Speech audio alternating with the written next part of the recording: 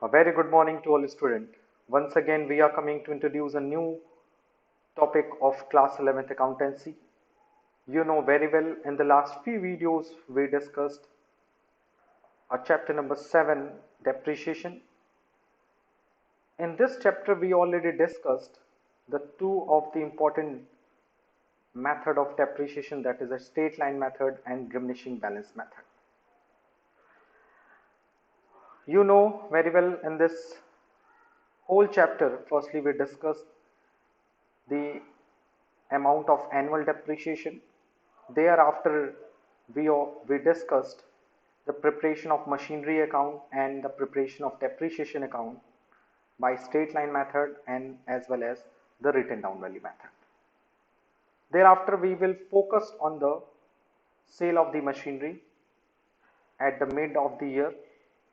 So, how we will record the sale of the assets in the machinery account, as well as how we will calculate it, the profit or loss on the sale of the assets, which we already discussed in the last few videos.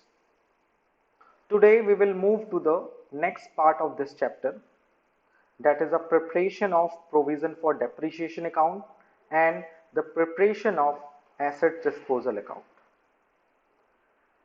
You know very well in the first video, in the first section of this chapter, firstly I want to clear about it. The first section of this chapter, from the numerical point of view, I want to say something. We discussed the few features and few numerical accounting treatment for the straight line method as well as for the written down value method. Thereafter, we are focusing on the preparation of the machinery account and depreciation account by straight line method or by written down value method. And thereafter we will solve the numerical problem which are based on the sale of the assets. How we will record the sale of the assets and how we will calculate it, the profit or loss on such assets, we discussed in the last few videos. And after that we will we will enter into the second part of this chapter, that is a preparation of provision for depreciation account and the preparation of the asset disposal account. So one by one I want to explain the things, what is a provision for depreciation account, and thereafter in the next video we will discuss what is the provision, what is the meaning of the asset disposal account. So let's discuss it without creating any kind of delay. So let's go. For the understanding the concept of provision for depreciation, let's we discuss the few things regarding the method of recording depreciation. You know very well there are basically two methods of depreciation. There are basically two methods of depreciation. So when we are talking about the methods of depreciation,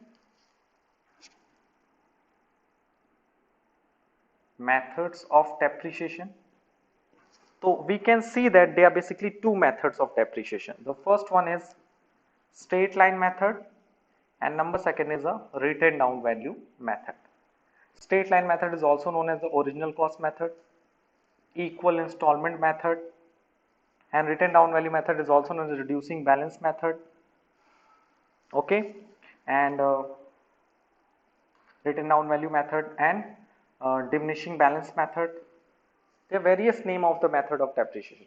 So there are basically two method of depreciation, but the method of recording depreciation are also the two types. मतलब depreciation के दो method भी हैं और depreciation को record करने के भी दो method हैं. It means methods of recording depreciation. How we will record the depreciation? It means first depreciation, how we will calculate the depreciation? The first one things. How we will calculate the amount of the depreciation? It is depend on the method of depreciation. Once again I want to repeat it. How we will calculate the amount of depreciation? It is totally based on the method of depreciation.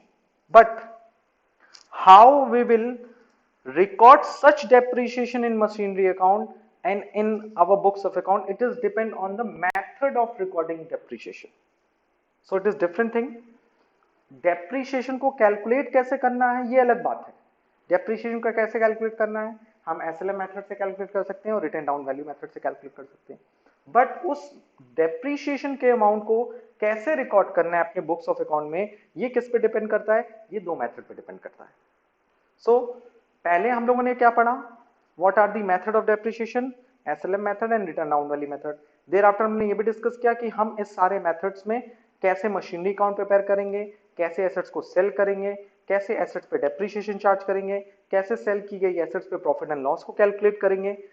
But अब हमारा second motive है जो इस chapter का, वो last motive है, वो है मेथड ऑफ रिकॉर्डिंग डेप्रीशिएशन। यानी जब हम डेप्रीशिएशन रिकॉर्ड करेंगे, एसेट्स पे चार्ज करेंगे, तो उसके कितने मेथड हो सकते हैं, उसके कितने तरीके हो सकते हैं।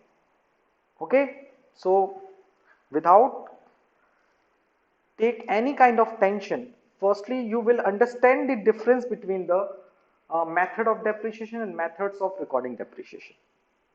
एक बार फिर से मैं क्लियर कर दूं, method of depreciation means how we will calculate the amount of depreciation. How we will calculate the amount of depreciation is totally based on the SLM method, straight line method और written down value method, but the second fact is how we will record such depreciation in our books of account, it is totally depend on the method of recording depreciation. ठीक, so there are basically two method of recording depreciation. The first method of recording depreciation is charging to assets account. ठीक, the first one is charging to assets account, and number two, preparation of provision for depreciation account. Sir ये क्या है, ये section आप पढ़ चुके हैं। अभी तक आप जब भी डेप्रीशिएशन चार्ज करते थे, जब भी आपको कोई क्वेश्चन कहता था कि प्रिपेयर मशीनरी अकाउंट, अभी तक कल के वीडियोस में आप देख लो, तो उसमें हम लोग एसेट्स अकाउंट प्रिपेयर करते थे। यहां पर आप क्या करते थे, ये फॉर्मेट है, date particular amount, date particular amount का ये फॉर्मेट आपके सामने है। यहाँ पे अगर आप एसेट्स खरीदते थे टू बैंक लिखते थे और डायरेक्टली उस पर क्या लगा देते थे, डेप्रीशिएशन लगा देते थे, फिर बैलेंस करते थे, फिर नेक्स्ट ईयर वैल्यू जाती थी, फिर आप अगेन डेप्रीशिएशन लगा देते थे। यू कैन सी दैट अभी तक हम लोगों ने जितने क्वेश्चन पढ़े हैं उसमें हम लोगों ने क्या किया है, we charge the depreciation directly to the assets account. यानी अभी हम लोगों ने डेप्रीशिएशन को रिकॉर्ड करने का पहला मेथड सीख लिया। The first method of recording depreciation is directly charge to the assets account. अब हमें दूसरा पढ़ना है। In this method we will prepare the provision for depreciation account, यानी एक और अकाउंट प्रिपेयर होता है। जब हम एसेट्स अकाउंट में डायरेक्टली चार्ज करते हैं डेप्रीशिएशन, तो एक ही अकाउंट प्रिपेयर होता है जिसे हम लोग क्या बोलते हैं, assets account, machinery account, furniture account, plant account. But जब हम लोग प्रोविजन फॉर डेप्रीशिएशन अकाउंट भी प्रिपेयर करते हैं, तो हम एसेट डायरेक्टली एसेट्स अकाउंट में तो हम डेप्रीशिएशन डायरेक्टली एसेट्स अकाउंट में ट्रांसफर नहीं करते हैं, उसके एक अलग से घर बनाते हैं, उसके लिए अलग से अकाउंट बनाते हैं, that is a preparation of provision for depreciation. तो अभी तक हम लोग जो एसेट्स अकाउंट बना रहे थे, जो क्वेश्चन सॉल्व कर रहे थे, which are totally based on the first method of recording depreciation, that is charging to assets account. थोड़ा सा मैं आपको रिवाइज भी कर दूंगा, आप खुद क्लियर हो जाओगे। So you can see that in the image given on your screen, there are two methods of recording depreciation in the books. Okay, the first one, first method by charging to assets account. Okay, so what is the meaning of first method? By charging to assets account, you can see that in this case provision for depreciation account is not maintained and the depreciation is directly credited to the assets account. Hence the assets account appears in the ledger account at written down value. You can see that अभी तक हम लोग जो भी question solve कर रहे थे उसमें आप लोग खुद देखना, प्रीवियस वीडियो में जाकर देखना, तो यू कैन सी दैट कि हम एक एसेट्स अकाउंट प्रिपेयर करते थे, उसमें हम लोगों ने डायरेक्टली डेप्रीशिएशन चार्ज करते थे और एसेट्स में से उसकी डेप्रीशिएशन की वैल्यू घटा देते थे और तो हमारी रिटन डाउन वैल्यू आ जाती थी। तो we can see that the first method, what is the first method of recording depreciation? In this case provision for depreciation account is not maintained and the depreciation is directly credited to the assets account. आप देखते थे assets account के credit side में depreciation दिखता था और हम सिर्फ assets account ही prepare करते थे लेजर में, और एसेट्स में से डेप्रिसिएशन की वैल्यू डिडक्ट कर देते थे। देखा होगा लास्ट क्वेश्चन, याद भी होगा। अब आते हैं दूसरे मेथड में। What is the second method? By creating provision for depreciation account. ये दूसरा मेथड ही थोड़ा सा आपके लिए नया है, तो इसी पे हम लोग थोड़ा फोकस करते हैं। So you can see that the second method is by creating provision for depreciation account. Okay.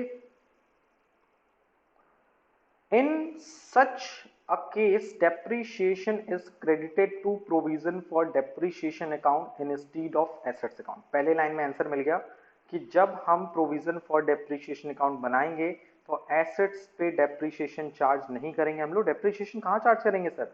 हम लोग depreciation charge करेंगे कहाँ पे? Yes, good. We charge the depreciation on provision for depreciation account. यानी डेप्रीशिएशन को हम लोग एसेट्स के क्रेडिट साइड में चार्ज न करके बल्कि उसके लिए एक अलग से अकाउंट बनाएंगे। This is known as provision for depreciation account. And the next line, hence the assets account always appear in the ledger account at its original cost. So इससे इफेक्ट क्या पड़ेगा?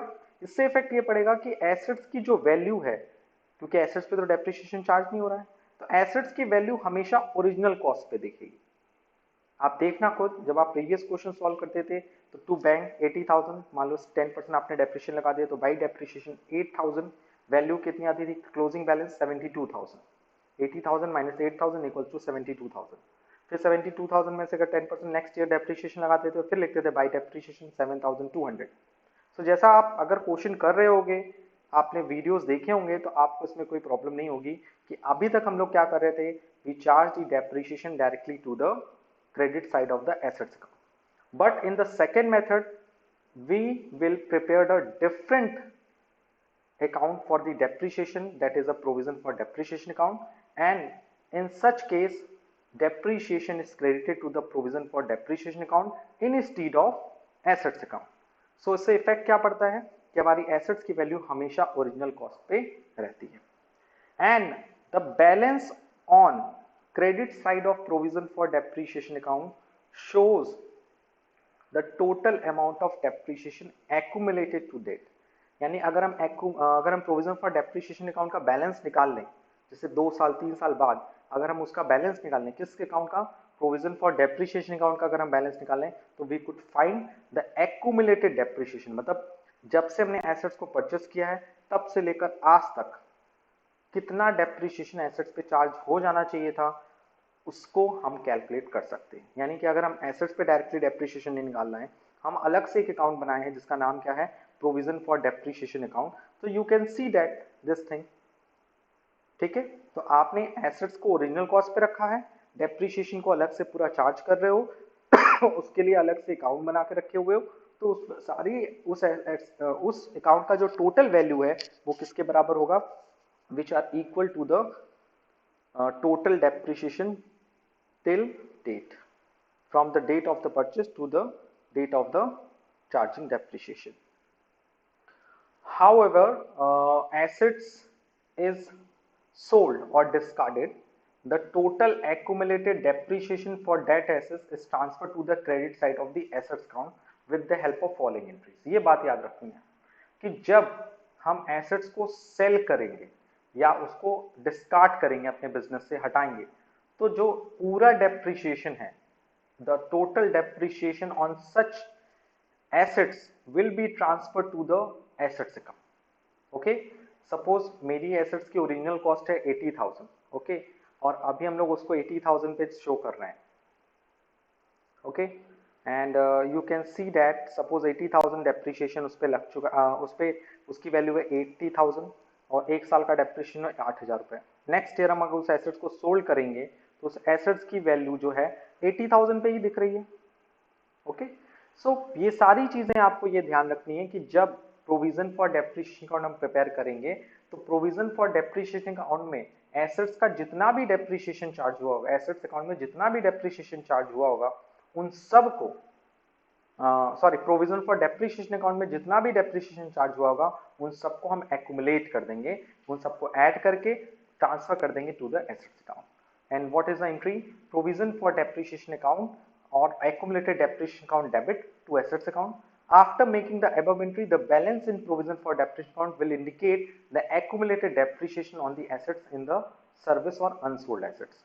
यानी इसके बाद जो प्रोविजन फॉर डेप्रिसिएशन अकाउंट में जो भी बैलेंस दिखेगा वो इस बात को प्रूव करेगा कि जितनी एसेट्स अभी अनसोल्ड है उस पर कितना डेप्रिसिएशन चार्ज हुआ है।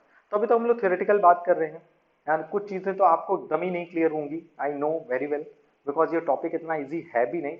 So without taking any kind of delay, चलिए हम लोग स्टार्ट करते हैं न्यूमेरिकल क्वेश्चन जिससे आपको और इजी लगेगा। ये टॉपिक इतना टफ है नहीं, but in theoretical without taking any practical examination I will can not explain such things easily. So let's we take the one example.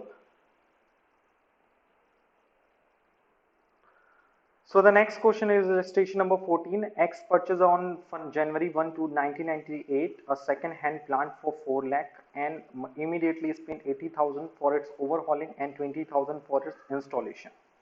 On July 1 2001 the plant became obsolete and was sold for 2 lakh. और वो plant क्या हो गया, obsolete हो गया 1 जनवरी 2001 को। And depreciation is provided 10% per annum on the original cost method. Assets are closed each year on 31st December. आपका assets कब close होता है, 31st December।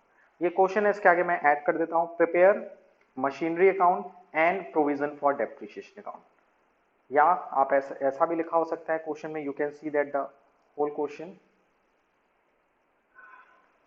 show the necessary ledger account assuming that the first one provision for depreciation account is not maintained and number 2 provision for depreciation account is maintained। यानी assets account भी बनाना है, provision for depreciation account भी बनाना है। और ये देखिए मैं provision for depreciation account नहीं बनाना है, उसके हिसाब से तो ये क्वेश्चन बहुत ईजी है और आपने पढ़ा भी हुआ है, लेकिन provision for depreciation account बनाना है उसके हिसाब से अगर देखें तो क्वेश्चन थोड़ा सा टफ लगेगा आपके according. So without any kind of doubt, so let's we solve this question। कि पहले हम आपको समराइज कर रहे हैं, 1 जनवरी 1998 को मैंने एसेट्स परचेस किया 4 लाख का, उस पर इमीडिएटली स्पेंड किया 80,000 का, और ओवरहॉलिंग कितने का, इंस्टॉलेशन कितना क्या, 20,000। So you can see that the original cost of the assets that is 5 lakh, 4 lakh plus 80,000 plus 20,000, तो total value of the asset that is 5 lakh.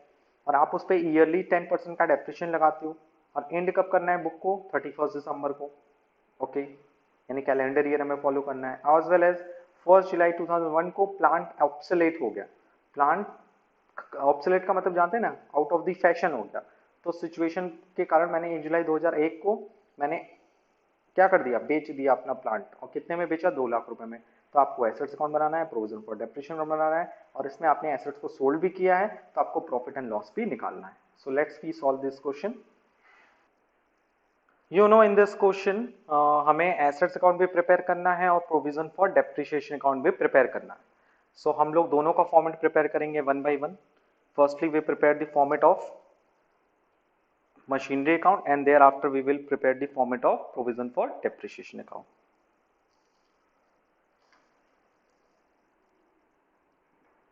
Assets का नाम क्या है इस क्वेश्चन में, इस क्वेश्चन में एसेट्स का नाम है प्लांट अकाउंट।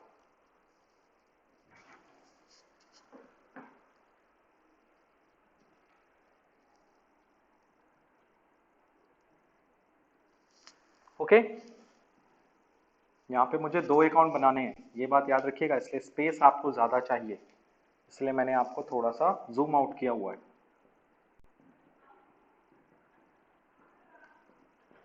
ओके, ये हो गया प्लांट अकाउंट, और उसी के साथ साथ हमको क्या बनाना है, प्रोविजन फॉर डेप्रिसिएशन अकाउंट, तो उसका भी फॉर्मेट बनाना पड़ेगा।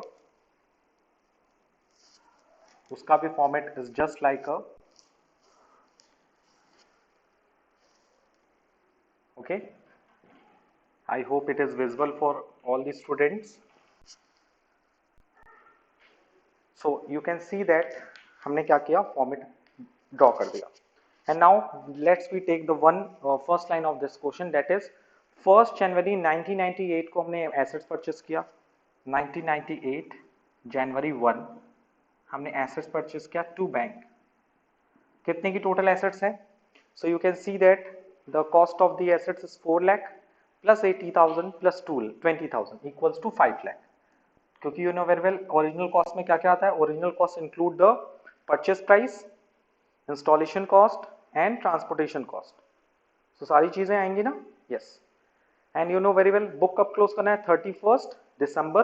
एंड 31 दिसंबर में यू नो वेरी वेल कि आपको कौन सा अकाउंट प्रिपेयर करना है, provision for depreciation account prepare करना है। तो in case of provision for depreciation account you know very well कि आप डेप्रिसिएशन प्लांट अकाउंट में चार्ज नहीं करोगे, आप डेप्रिसिएशन कहाँ चार्ज करोगे, प्रोविजन फॉर डेप्रिसिएशन अकाउंट में। आप अभी तक क्या कर रहे थे, जब आप एसेट्स डायरेक्टली एसेट्स पे डेप्रिसिएशन लगाते हो, यानी इन द फर्स्ट सिचुएशन जो अभी तक हम लोग क्वेश्चन करते आए हैं, क्या मैंने मुझे आपने कभी देखा ये अकाउंट बनाते हुए, नहीं। आज क्यों बनाना पड़ रहा है, क्योंकि ये नया टॉपिक आया है। द नया new topic is provision for depreciation account. So you know very well in the last few videos when we prepare the plant account we charge the depreciation directly to the plant account। हम directly plant account पे depreciation charge करते थे या assets पे charge करते हैं, but इस question में आपको डेप्रिसिएशन जो चार्ज करना है वो कहाँ चार्ज करना है, यहाँ करना है। किस डेट को करना है, 1998 December 31 by depreciation. Original cost method है, what is the cost of the assets 5 lakh into what percentage, the rate of depreciation is 10%, that is 5000। Okay, लग गया सर डेप्रिसिएशन। अब एंड होगा ना दिसंबर 31 को, आप दिसंबर 31 1998 में क्या करोगे, बैलेंस भी करोगे। हर अकाउंट को एवरी ईयर बैलेंस किया जाता है 5000। पहला ईयर कंप्लीट हो गया, यहाँ पे भी आप क्या करोगे 1998 दिसंबर 31 पे आप क्या करोगे, बैलेंस करोगे। आप कोई डेप्रिसिएशन चार्ज नहीं किए हो। यही तो कह रहा था कि according to this method, under this method when we prepare the provision for depreciation account, assets shown at their original cost, assets हमेशा अपने ओरिजिनल कॉस्ट में शो होती है, डेप्रिसिएशन ही नहीं चार्ज होगा। फिर ये आ जाएगा 1999 जनवरी 1 में to balance BD, that is 5 lakh. Okay, अब आगे की इंफॉर्मेशन क्या कह रहा है, क्वेश्चन में देखते हैं हम लोग।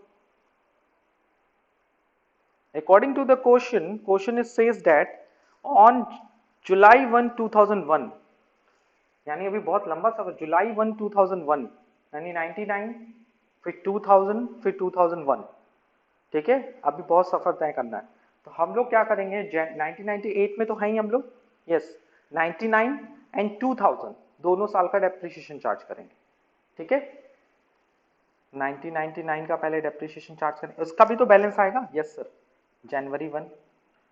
ये टू बैलेंस है तो उसको करेंगे बाई बैलेंस बीडी 5000, और फिर अगेन दिसंबर 31 पे हम लोग लगाएंगे डेप्रिसिएशन, ठीक। और फिर 1999 में फिर हम लोग बैलेंस करेंगे,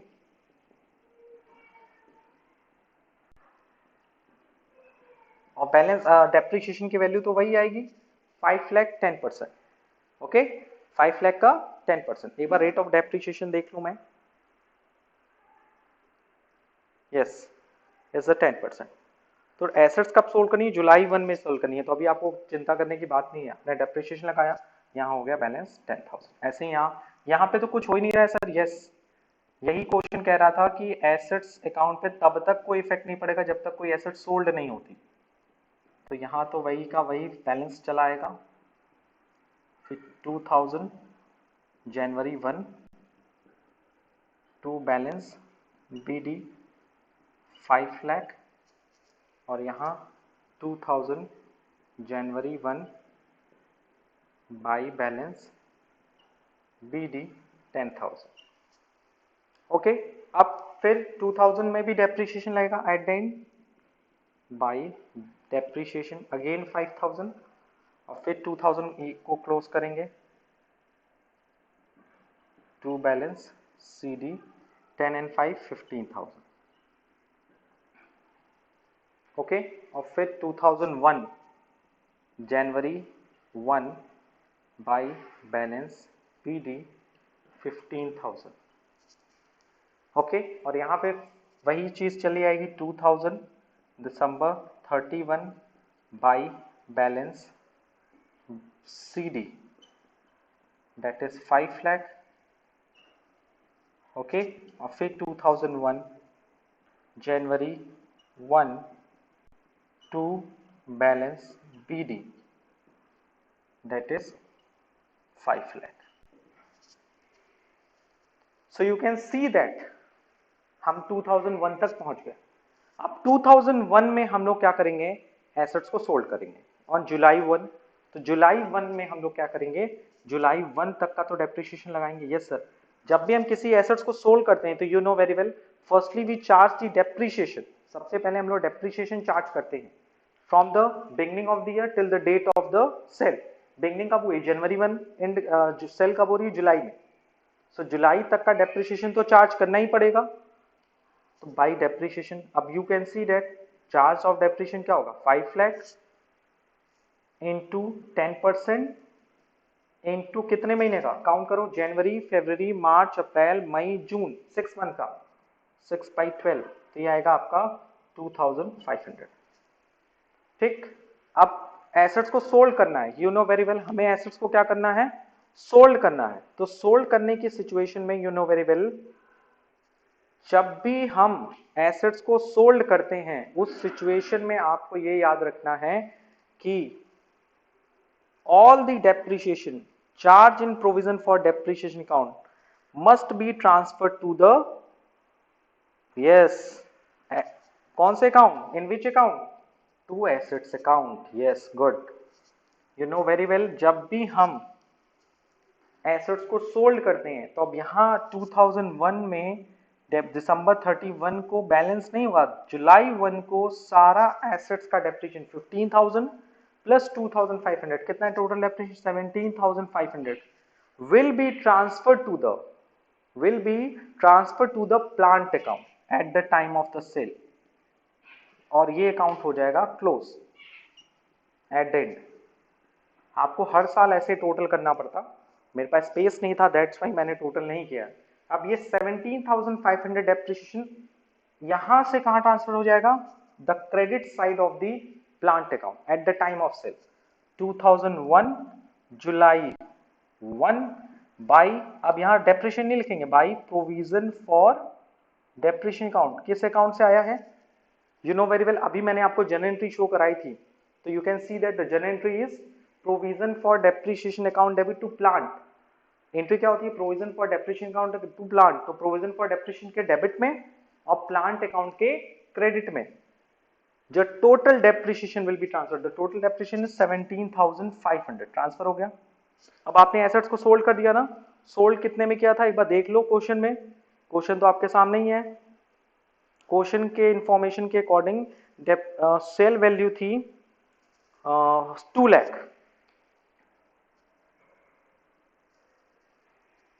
ठीक है, यहां थोड़ी मिस्टेक ये हुई है कि एवरी ईयर आपको 10% का डेप्रिसिएशन लगा है, तो 5 लाख का 10% 50,000, तो ये बैलेंस भी आएगा 50,000,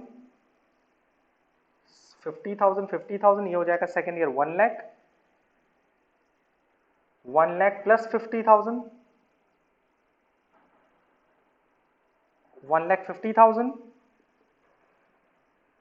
and 1,50,000 plus 25,000, that is 1,75,000. Rate of depreciation 5 lakh की एसेट्स है, तो 5 लाख का 10% 50,000 आएगा, तो फिर वही बैलेंस होगा, फिर 50,000, फिर सेकेंड ईयर का डेप्रिसिएशन 50,000, फिर 1 लाख, फिर 1 लाख यहाँ ट्रांसफर होगा 50,000, फिर अगेन 1,50,000, एक जीरो का फर्क हो गया था 1,75,000, तो ये 1,75,000 उड़ के यहाँ गया. अब आप पता कर लो कि प्रॉफिट हुआ कि लॉस हुआ, कितने की एसेट्स थी, सब 5 लाख की थी, कितना डेप्रिसिएशन अभी तक लगा चुके हो, 1,75,000, यानी present value of the assets कितनी है, 3,25,000. और बेच कितने में रहे हो, सेल कितने में कर रहे हो, सर 2 लाख में सेल कर रहे हैं. भाई बैंक लिखते हैं ना सेल करते समय, परचेस के टाइम क्या लिखते हैं, टू बैंक, सेल के टाइम क्या लिखेंगे, बाई बैंक. आप यू कैन सी दैट आपको प्रॉफिट हुआ कि लॉस हुआ, सर हमको प्रॉफिट हुआ कि लॉस हुआ. अब आप बताइए, आप सोचिए, सर हमको क्या हो गया, लॉस हो गया. गुड, कितने का लॉस हो गया, by statement of PL, the loss of rupees 3,25,000 minus 2 lakh, that is 1,25,000.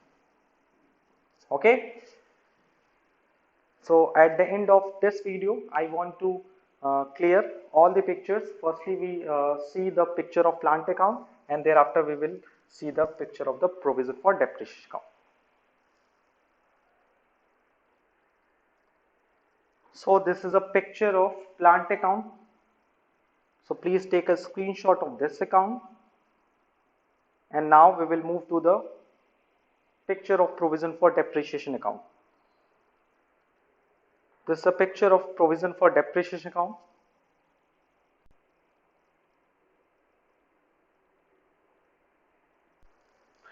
So I hope today we cleared all the doubts and all the topics very easily. Apart from this, if you have any doubts or suggestion regarding this video, please ask me in the online classes as well as in the WhatsApp group. आज के लिए इतना ही. Thank you. Thanks a lot.